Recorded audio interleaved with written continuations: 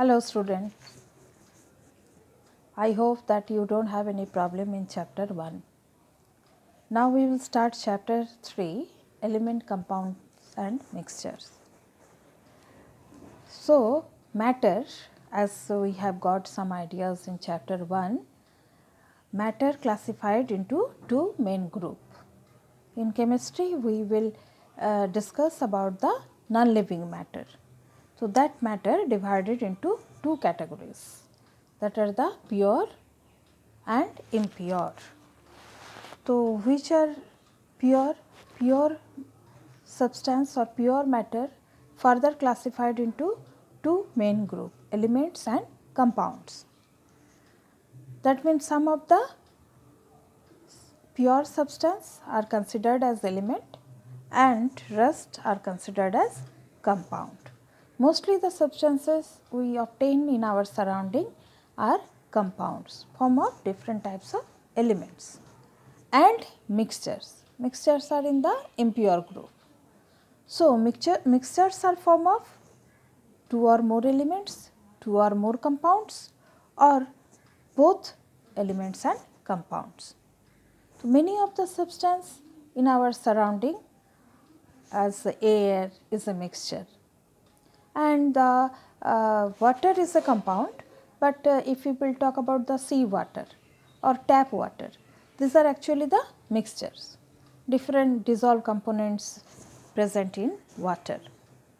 So mostly the things we are obtaining and we are using in our home in the form of mixture. Now in this chapter the elements further classified into two groups, metals and non-metals.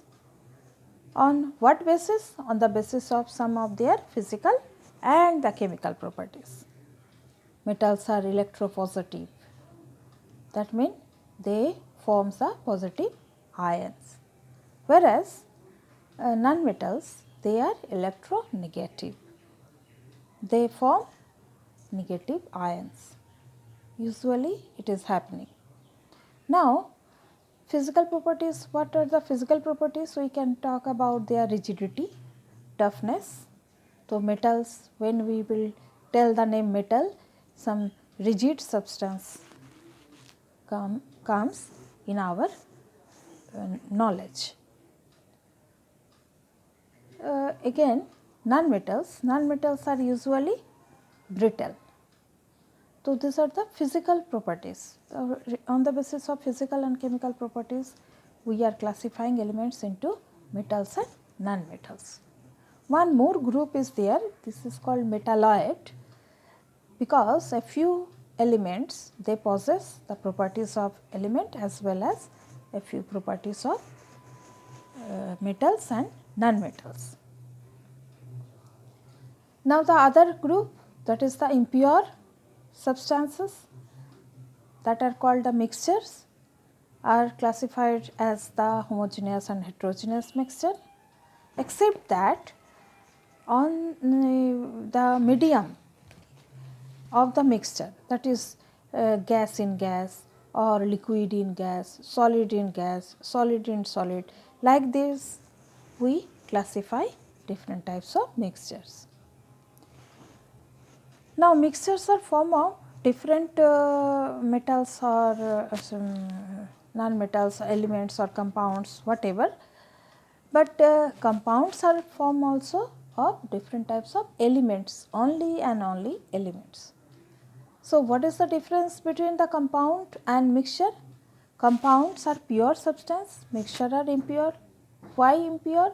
Because many substances remain mixed in a mixture and there is no fixed ratio is required for mixing them, as well as all the components, either element or compound, they retain their properties after mixing them to make a mixture. Whereas whenever a compound is formed, different elements they combine in the fixed ratio as well as they lose their property after the formation of a compound. This is the main difference between a compound and an and a mixture. Now all the components of the mixture, sometimes it is very essential to separate the components because we need some pure substance or some impurity we have to remove from the mixture to make it fit for our use. So different purpose is there to separate the different components of a mixture, and different ways we will use to separate the different components of a mixture. We will talk afterwards about the different processing. Now in your book you open the page number 32. A few questions are there. See question number A1. List the difference between compound and mixture. As I have told, and you will get a few more points from your book. You will get the answer in page number 30. So you note it down with a pencil. 30 page number, you will get the answer. Now, question number 2.